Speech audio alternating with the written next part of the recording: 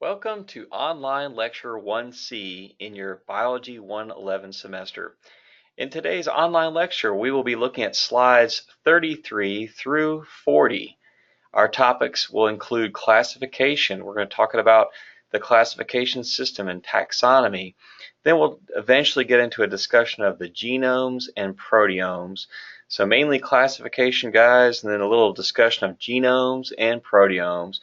So online lecture 1C, lots of interesting things. Shouldn't be a terribly long lecture, not too many slides. So let's get right into it.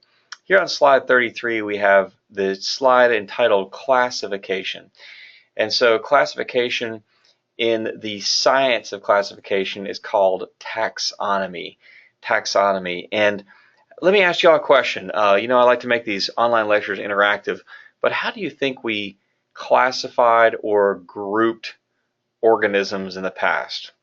So if I gave you a bunch of different living things and put them out on a desk and said, group these, put them into certain categories, what kind of data would you use? What kind of observations would you make?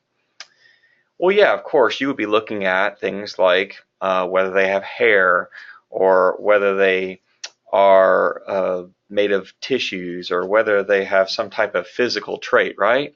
Yeah, classification was completely based on our observations, just mainly our sense of sight primarily. Well, nowadays we are beginning to classify things a little different way. We're beginning to classify things more by using DNA analysis. So we're primarily looking at DNA. Remember the blueprints of the cell. DNA are the blueprints of the species. And by comparing DNA sequences, we're using that to classify things. Now, does anybody know why using DNA might be a better way than just looking at things and just looking at physical traits? Yeah, well, the DNA is there are the blueprints, and just because something looks similar doesn't necessarily mean it's related, right? You ever met someone that looks like you and you find out, well, there's absolutely no relation? I've had that experience. Or how about people in your family? You're related to them, but you don't look a lot like them. I've got some cousins that look nothing like me, and I have some cousins that look like me, but boy, we just can't go by appearances, can we? We can't just go by physical traits. So we are using DNA to confirm who is related to who, what species is related to which species. So we're grouping organisms based on DNA similarities, right? Just like if you want to group people based on their ancestry, you'd want to group them using DNA analysis, right? We take like a blood sample from you, blood sample from a bunch of other people, and then by analyzing the DNA, we could find out who you are really related to, not just based on physical traits, which can be very deceiving. So DNA is the way we classify. It is the tool that we use to classify, group organisms together. Now, in biology, we place species into progressively smaller groups, and the smaller groups include members that are even more closely related. So at the highest classification level, we have something called a domain. That would be an extremely large group of organisms that are not necessarily very closely related to each other. It's very broad. And then we get all the way on down to a genus, which would include a very small group of organisms that are quite closely related to each other. And then we have a bunch of classification levels between domain and genus. And I'm going to take you through those in just a little bit. Also give you a little bit of a sort of a mnemonic that will help you remember these things. So what does the modern classification system do, and what does putting a species into a large group into progressively small groups do? Well, it helps us emphasize the unity and diversity of different species. You see, the unity is shown by putting the groups together under larger groups. Okay, so like for example, we know that we have unity with, say, black bear. And how do we have unity with black bears? Well, we're both in a group called Mammalia. right? We're all in a class called Mammalia. So all mammals are grouped together. That shows our unity. And that classification level, the class, shows that humans and bears are fairly similar. But are humans and bears in the same family? No. We're in different families. We're in Hominidae. The black bear is in Ursidae. That shows our diversity. We're in different families. So when you classify things and put species into progressively smaller groups based on genetic similarity and maybe evolutionary relatedness, that's when we start to see both the unity and diversity of different species come out. So let's look at an example to really bring this home. Let's look at the clownfish, Amphiprion ocellaris. Amphiprion ocellaris. Let's go ahead and look at its classification scheme here. And let's do that on the next slide. So let's go to slide 34. So here on slide 34, we've got this nice picture here. And notice we have the domain. So there it is, guys, the very large classification level, the largest classification level. Remember, that's a very broad group that contains members that obviously have some similarities, but are also very different from each other. Like, for example, we have a domain called Eukarya. And Eukarya, if you recall, is a group of organisms that all have a nucleus in their cells, a true nucleus, and they also have membrane-bound organelles or compartmentalization within their cells. Now, how long ago did all the members of Eukarya share a common ancestor? Do you think it would be recent? No. Remember, they're very broad, very diverse, so we would expect them to be their common ancestor to be very distant. So approximately 2 billion years ago would be the time in which their common ancestor would have existed. So 2 billion roughly. Bad drawing of the number 2 in the BYA, but 2 billion years ago is about how long ago we think they all had a common ancestor existing and alive on this planet. Then we move on down to supergroup, and notice it's a smaller grouping now. This includes a smaller group called Opisthokonta. And Opisthokonta, probably the common ancestor is close to, again, around 2 billion years. And notice the number of species is much less, only 1 million. Whereas in the domain Eukarya, there were 5 million. So the group is getting smaller. The common ancestor is eventually going to get more recent as we progress downward. So let's get on down to kingdom. What would you expect? Well, we expect that the common ancestor is more recent, 600 million years ago approximately, and the animal kingdom has about 1 million species, actually even probably growing as we discover more insect species. So what we can see as we go from domain all the way on down to genus is the group is getting smaller, the common ancestor is getting more recent, and the number of organisms is getting smaller. And then we finally have this level called species. There's usually just one in there. You can't have subspecies within species, but normally we just end with species.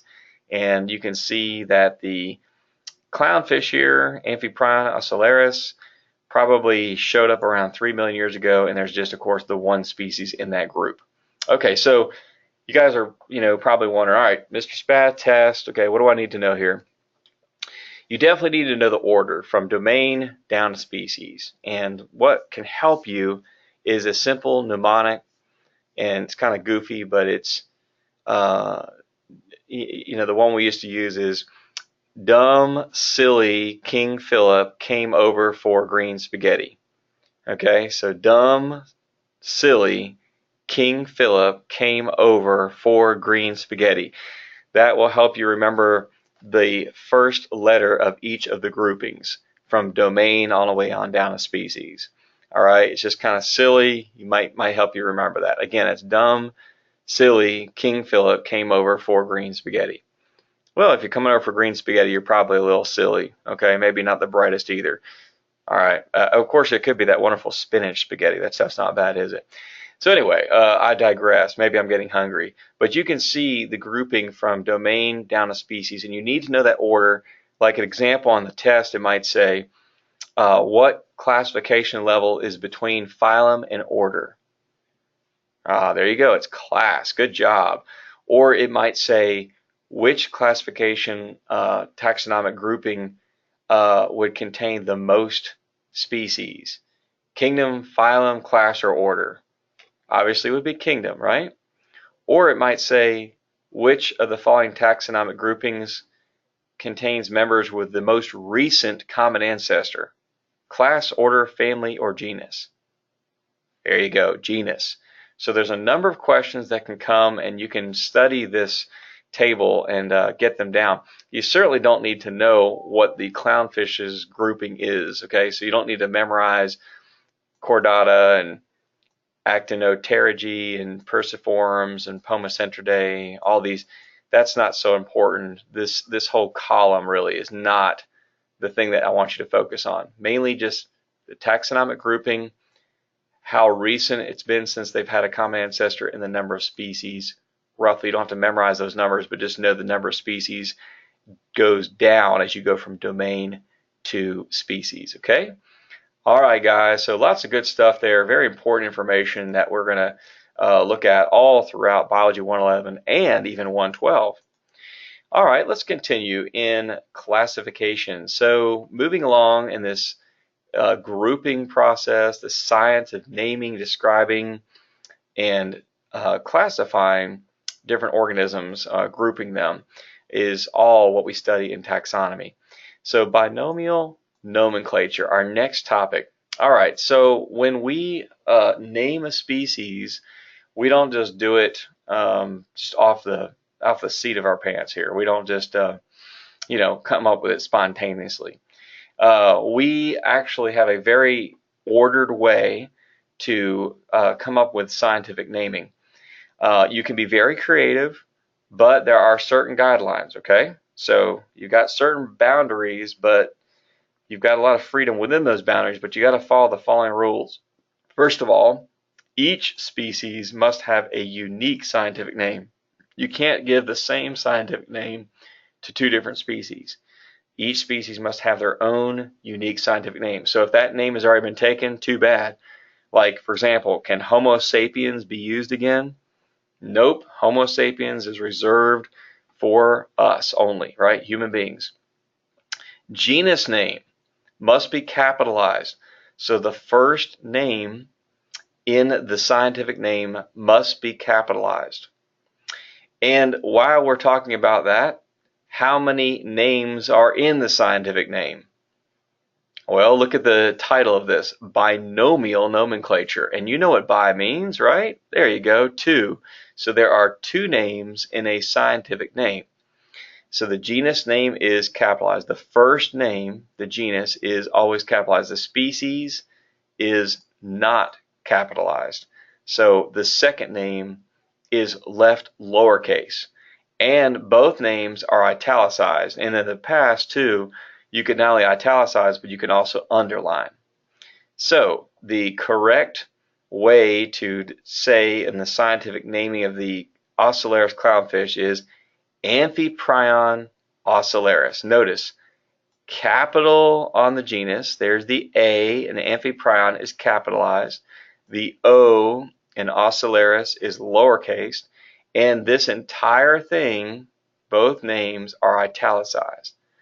And again, underlining is also acceptable. You don't need to italicize and underline.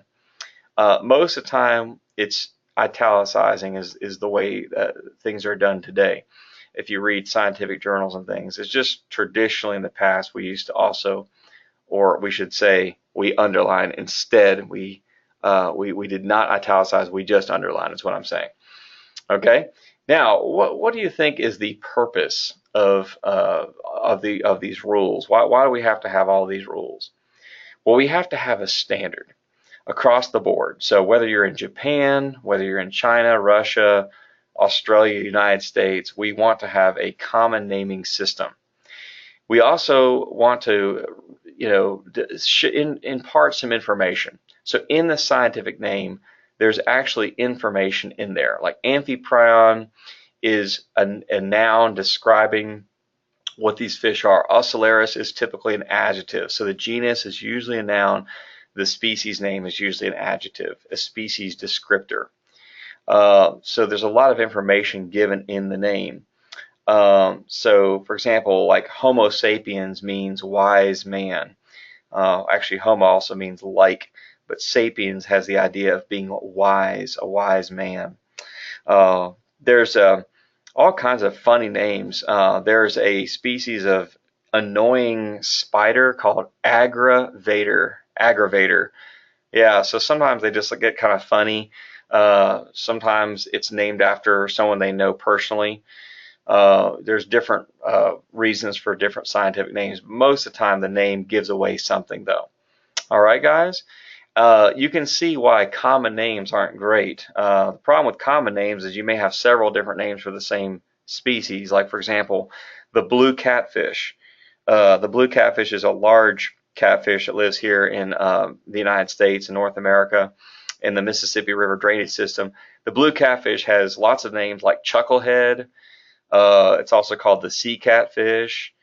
It's got all kinds of strange names. The flathead catfish is also called the yellow catfish. It's also called Opelousas. Yeah, Opelousas. That's the name of a flathead catfish in Louisiana. Some people call them mud catfish. So mud cat, yellow cat, flathead cat, Opelousas. So many different names for the same fish. So having a scientific name gives us that standard that we can all agree upon, no matter what country we're in. Okay. So you might again wondering, all right, what might we see on the test? Well, I might give you a scientific name, and it might be written perfectly, and I could say the following scientific name is written correctly, true or false. Well, if it's written correctly, you would say true. But I might maybe not capitalize the genus, or I might forget to italicize. Do something like that to see if you can tell if it was written incorrectly. Also on your quiz, you'll be challenged to see if you can write out the scientific name correctly. I'll give you a scientific name that's written incorrectly and you have to correct it. So there's lots of different things. Just remembering these rules described here on slide 35, you will be in good shape, guys. It's not too hard. All right, let's get on now to the next topic. So we talked about classification. We've talked about this hierarchy where we put organisms into progressively smaller groups with fewer species and include members that are more and more related to each other as we go from domain to genus. Now let's switch topics to genomes and proteomes. All right, so first of all, new terms here. I don't expect y'all to know both of these words. So let's define genome. The complete genetic makeup of a cell or organism. It just says organism, but it could be just of an individual cell. So the complete genetic makeup of an organism or just an individual cell. Now, for humans, this would be 22,000 genes. So we have approximately 22,000 genes that code for us. And your genetic makeup is what codes for you. It's your blueprint, the blueprints of life, the information of life. And this information then codes for the proteins of our body, which are pretty much our physical traits. All right, so the genome is the complete genetic makeup, and so in genomics, you are going to be analyzing the DNA sequences of an individual species or groups of species. For example, in genomics, you might want to wonder how closely related butterflies and moths are. So you take butterfly DNA, moth DNA, you would analyze it, find out how similar it is, and then conclude like how related they are. You could even discover maybe how recent their ancestor is, their common ancestor. You can compare genomes to discover why even say the genomes of different people to discover what their genes code for. For example, you could take all the greatest long distance runners in the world. You could analyze their genome and find out that all the greatest long distance runners in the world have a unique gene that no one else has. Hence the reason why they run so well. Then you can discover what that gene actually does, you see? Or if you wanted to look at all the greatest sprinters in the world, find out that they all have a gene that's unique to them and that is not very common in the rest of the population, well, maybe that gene has something to do with their ability to run really fast, okay? So genomics is very exciting. We're discovering what genes code for. We're comparing species DNA with other species DNA, just comparing those species to figure out which species are related to who and why. So neat stuff. Proteome. Proteome is the complete or the complement of proteins of an organism. So it's the complete complement of proteins, or you could say all of the proteins in a cell or organism is the proteome. So the proteome is coded by the genome. So your DNA, your genetic makeup, actually codes for your proteins. And your proteins are what give you your unique traits, right? So whether you have light hair or dark hair, that's your proteome. Dark hair is because of a melanin protein called melanin. If you have dark skin, that's also because of a protein called melanin. So if you have dark hair and dark skin, you have a lot of melanin, and that is because of your proteome. If you don't have dark hair or dark skin, you don't have as much melanin, you don't have as much of that protein. So the proteome is what gives you your physical appearance. It's also what gives you many of your behavioral traits. So the DNA codes for the proteome. And proteomics is the analysis of the proteins of a species. And you can compare, just like you compare the DNA between different species, you can also compare the proteomes of different species. All right, so you might find out that, like, say, sharks rarely get cancer, which is true.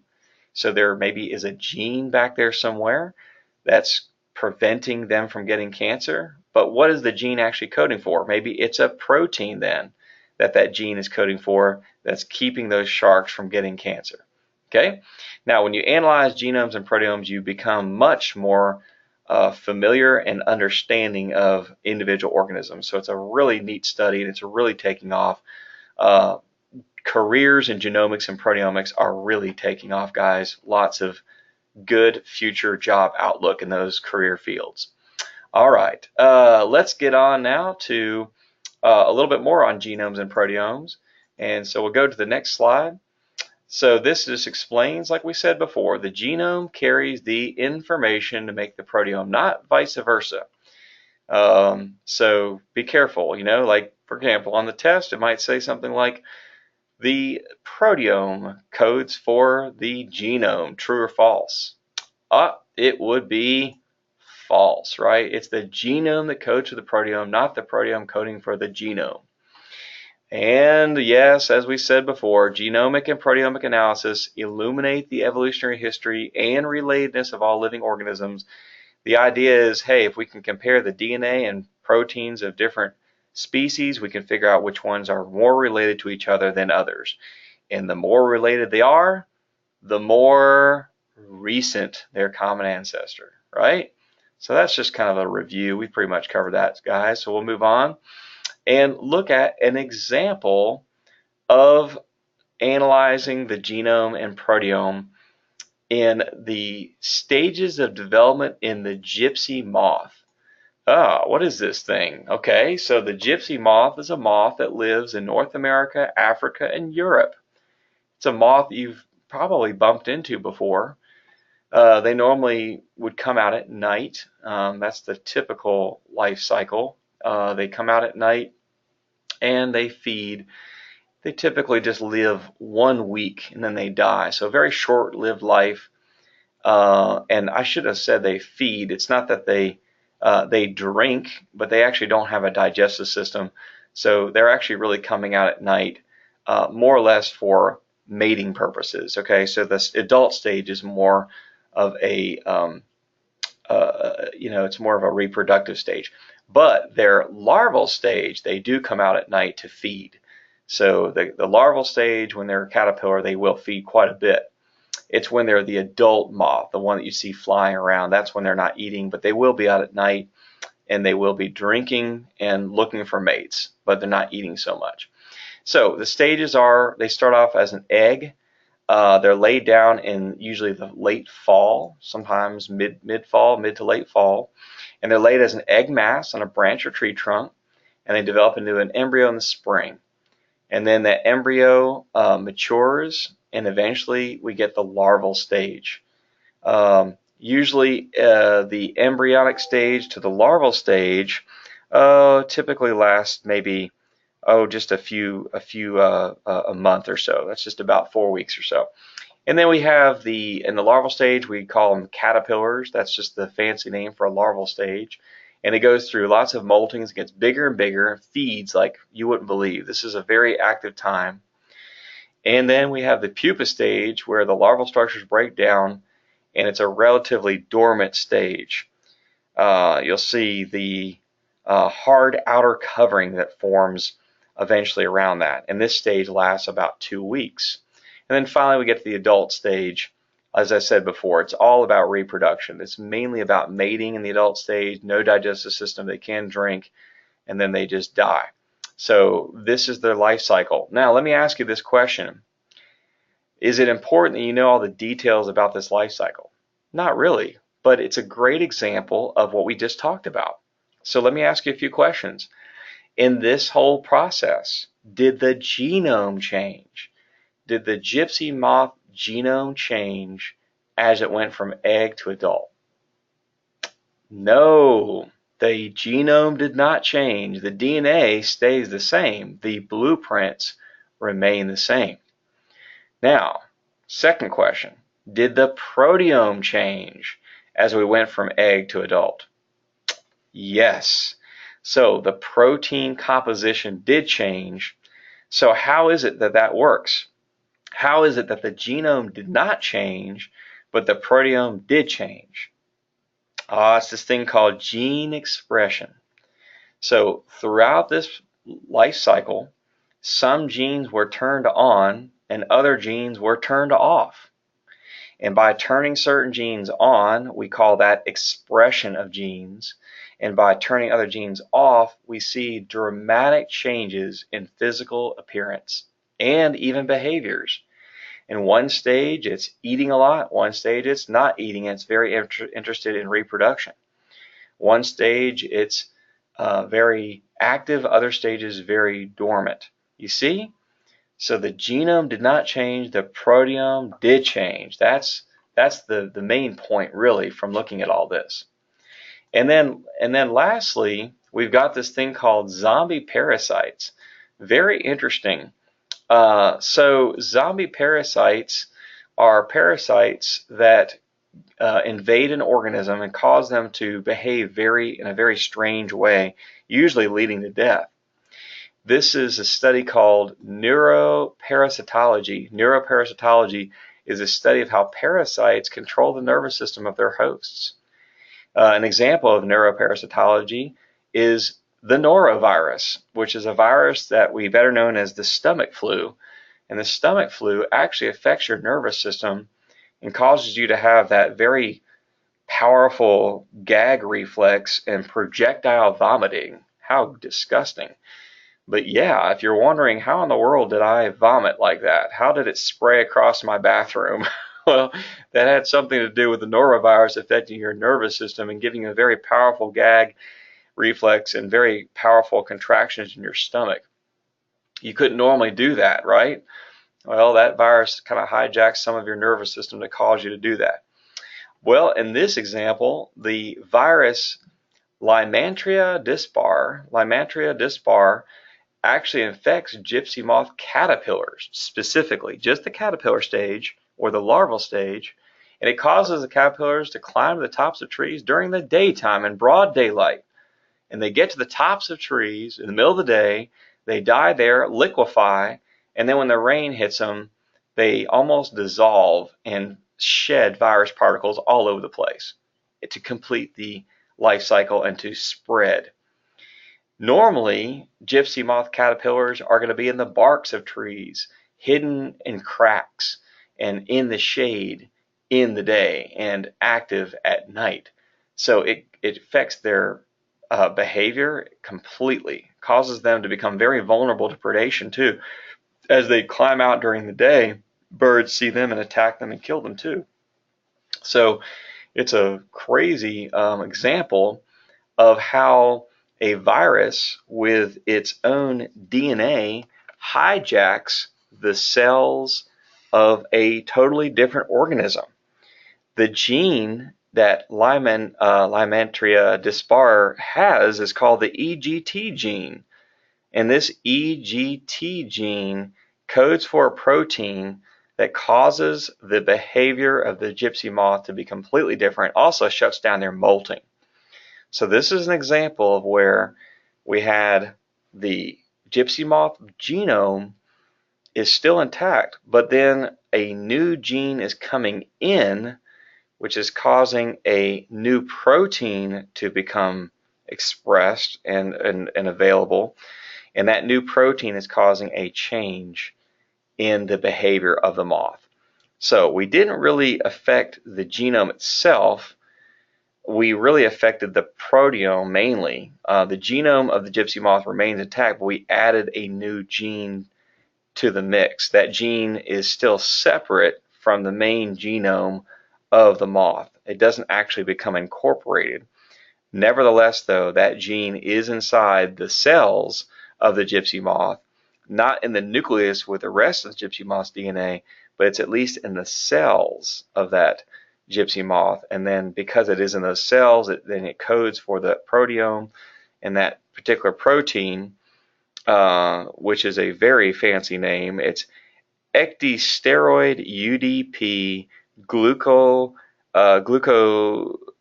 it's actually glucosyltransferase. So it's ecdysteroid UDP glucosyltransferase that actually does this. So amazing stuff. There are other examples of zombie parasites, house crickets, where the parasite is called the house hairworm, causes the cricket to jump into the water and drown. What strange behavior. Spider, there's different spiders, wasps, and various vertebrates. There's even one that affects your house cat. You might want to look that up. Pretty interesting stuff if you have a cat.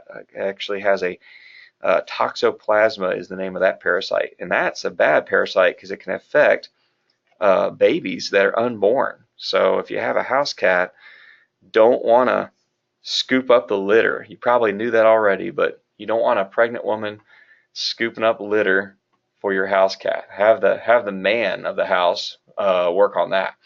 All right, just like I did for about 8 months.